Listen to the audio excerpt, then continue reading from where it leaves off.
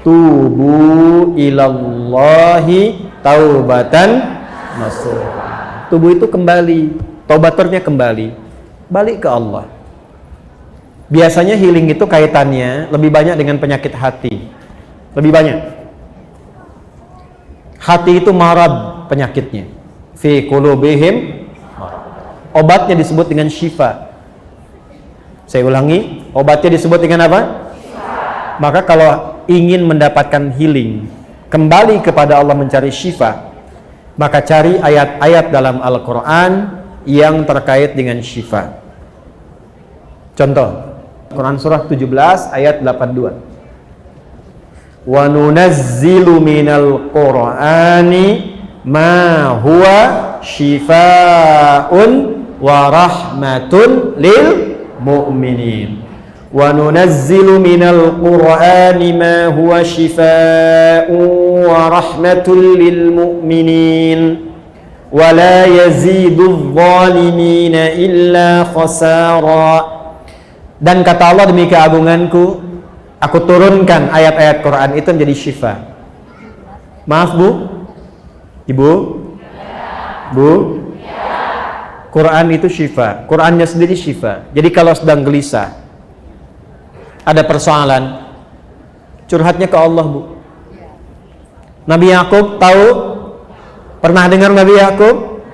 Ayahnya siapa? Nabi Yakub ayahnya siapa? Nabi Yusuf. Punya masalah dengan anak-anaknya yang punya masalah, curhat. Beliau curhat. Tapi curhatnya pada siapa? Innama ashku bathi wa huzni ilallah. Sama Allah. Ibu bangun tahajud, minta sama Allah. Minta anaknya disentuh, berikan kebaikan, kemuliaan. Itu akan cepat. Dan kalau curhat ke Allah pun jangan dibikin status di media sosial. Tolong aminkan ya. Yang suka like ya. Salat 2013, sekitar 2012-2013, saya awal-awal pulang dari Tripoli. Ini kisah nyata.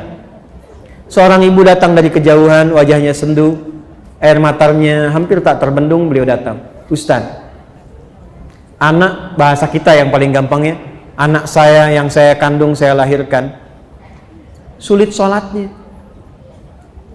Bagaimana amalannya? Dah Bu, udah lama tidak? Cukup lama. Ibu udah ingatkan berkali-kali. Ibu pulang sekarang.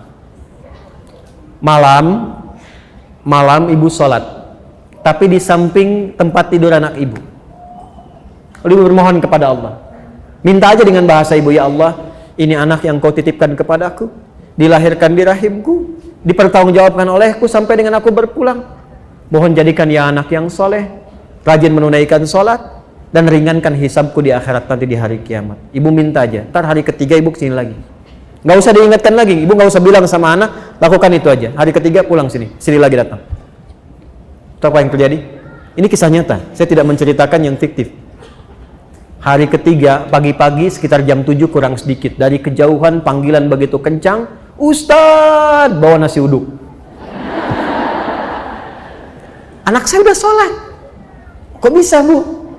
Jadi tepat di malam yang ketiga itu, anaknya bangun, dia berdiri, langsung dia kejar, dia peluk ibunya, dia menangis. Mama, maafkan aku, katanya kan. Maafkan aku. Ibunya pun ikut nangis. Aku kan selama ini nggak sholat karena mama kan dulu juga nggak sholat. Bapak juga sibuk begitu. Keluarlah kalimat itu. Maka keduanya saling bermaafan, saling berpelukan dan sebagainya. Di situ berjanji anaknya untuk menunaikan sholat. Bahkan datanglah kalian ke pesantren, kami siapkan murid untuk membimbing. Dia bukan hanya sholat tapi menghafal Quran. Sejak saya tinggalkan itu sudah 3 juz, mungkin sekarang sudah 30 juz. Dari anak yang tidak sholat menjadi penghafal Quran. Itu. Ini banyak sekali persoalan yang healingnya itu justru saat dihempaskan di atas sajadah itu. Bukan saat dihempaskan di media sosial. Ya, jadi kalau ibu mau curhat, cari yang solutif. Minta kembali kepada Allah. Ibu punya masalah dengan suami, wudu, ambil mushaf, baca Quran. Setidaknya ada ketenangan. Kalau sudah hati tenang, komunikasinya enak. Kadang-kadang nggak pernah tuntas itu karena dibawa dengan kegelisahan. Akhirnya yang muncul ego, yang muncul kehebatan, lupa kalau dua-duanya itu hamba yang akan berpulang kembali pada Allah Subhanahu wa taala.